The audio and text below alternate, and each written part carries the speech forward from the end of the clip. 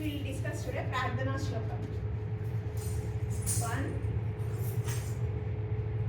Pranamya Sirasha Devam Pitamahamaheeshwaram Natya Shastram Pravakshyami Brahmanam Yadadahrutam Devatanam Shirastastu Guru Namasya Samstitam Akshastashaiva Vipranam Seje Tvadiyamodbhave Vishnu Shakti Samutpanne Chitravarna Mahitale Anekaratna Sampanne Bhumi Devi Namostute Samudravasani Devi Parvatastana Mandale Natyam Karishyamo Devi Padagatakshamaswami Katīkarna Samayatra Kurparamsa Sirastatam Samunnata Yurashchaiva Saushtavam Nama Tadbhaved Prayena Karane Karyo Vamo Vakshastitah Karaham